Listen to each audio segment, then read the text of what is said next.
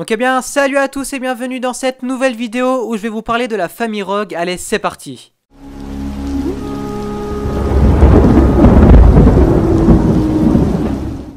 Tout d'abord, je tenais à dire que l'arbre généalogique des Rogue est le plus petit que j'ai eu à traiter dans mes vidéos. J.K. Rowling nous a seulement révélé les parents de Severus et on suppose qu'à l'heure d'aujourd'hui, il n'y a aucun descendant de cette famille.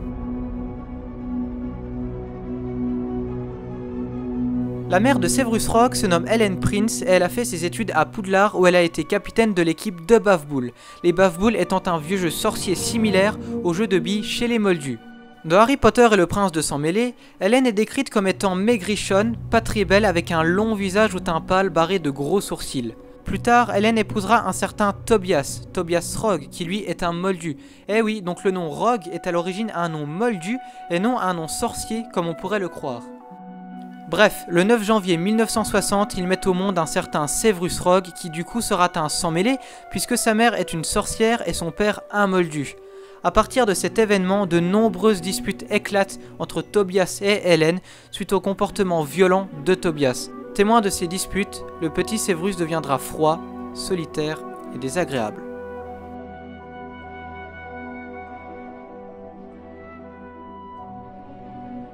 Severus grandit donc chez ses parents à l'impasse du Tisseur et là il fait vite la rencontre de Lily Potter habitant dans le même quartier que lui.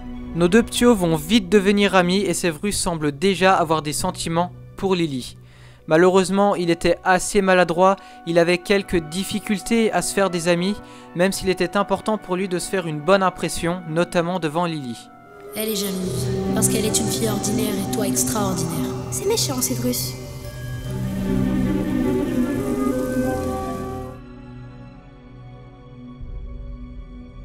Severus Rogue fait sa rentrée à Poudlard en 1971 en même temps que Lily, mais malheureusement pour lui, Lily sera envoyée à Gryffondor alors que lui, il sera envoyé à Serpentard.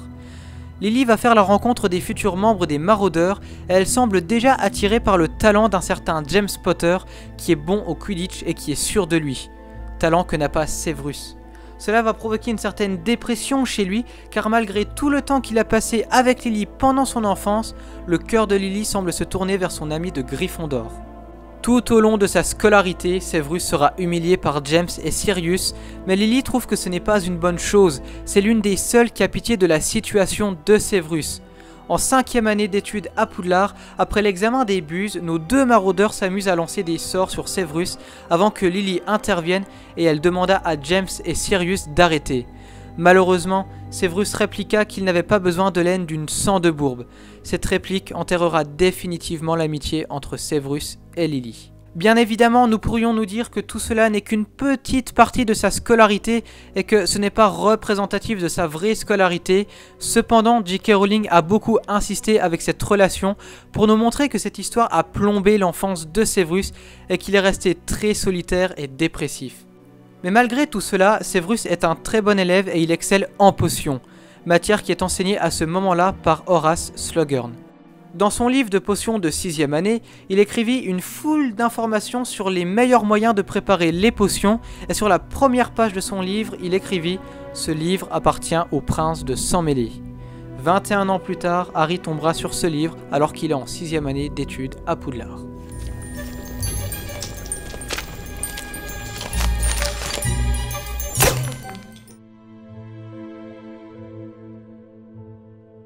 Après ses années d'études à Poudlard, plus précisément en 1978, Severus rejoint les Mange-Morts en tant qu'espion au service de Voldemort.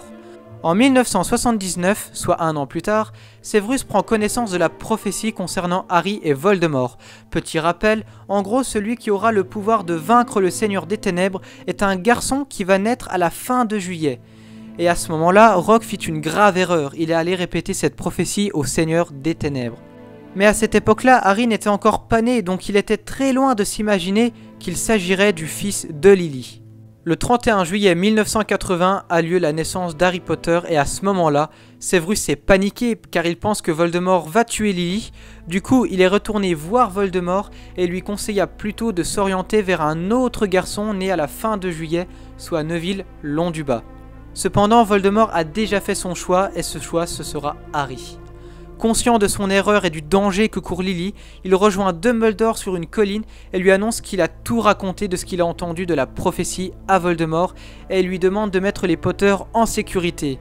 Avec l'aide de Dumbledore, Lily et James ont choisi de se protéger avec un sortilège de Fidelitas, mais pour cela, il fallait confier le secret à un gardien du secret. Cependant, ils ont choisi le mauvais gardien du secret, ils ont choisi Peter Pettigrew qui a livré le secret à Voldemort. Lily et James sont morts par Voldemort et Severus s'effondre quand il voit Lily morte dans la chambre de Harry.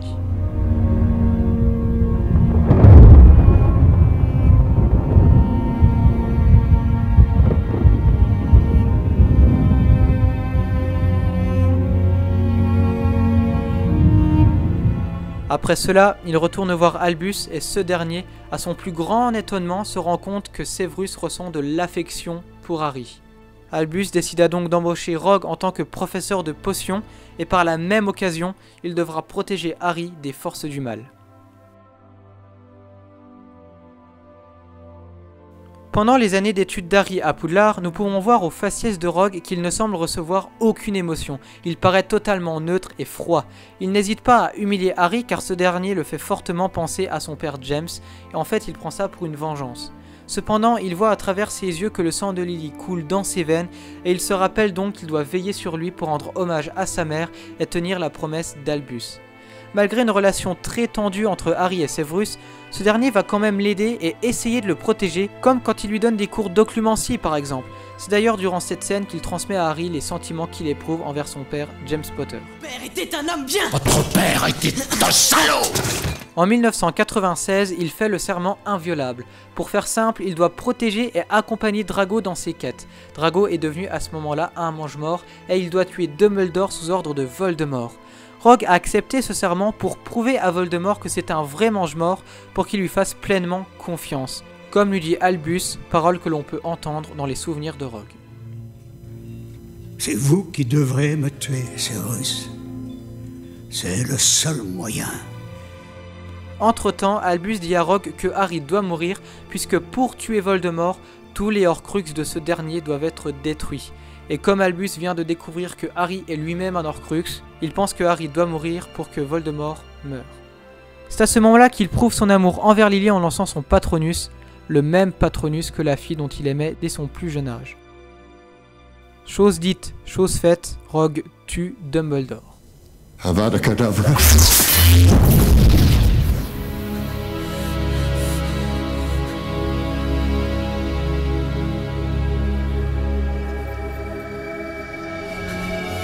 Voldemort, en quête de la baguette de Suro, pense que c'est Severus qui en est le maître. C'est ce pourquoi il le tue le 2 mai 1998.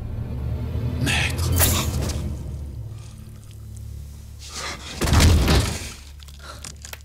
Nagini. Tu.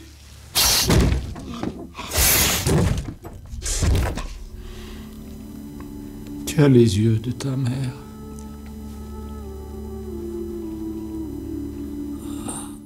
Le pire dans cette histoire, c'est que Voldemort a tué Severus pour rien, puisqu'il n'a jamais été le maître de la baguette de Suro. Le vrai maître à ce moment-là, c'était Harry. Donc oui, Rogue a eu une vie terrible, et ce, dès son plus jeune âge.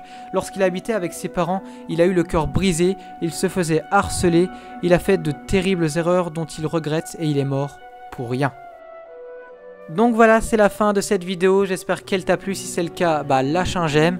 Abonne-toi également en cliquant sur le bouton à gauche de ton écran. Et tu peux toujours regarder une vidéo dans laquelle j'apparais. Elle apparaît à droite de ton écran, c'est une vidéo de David et Mumu. Voilà, j'espère que ça te plaira, j'espère que cette vidéo t'a plu. N'hésite pas à t'abonner. Et moi je vous retrouve pour une prochaine vidéo. Allez, ciao ciao!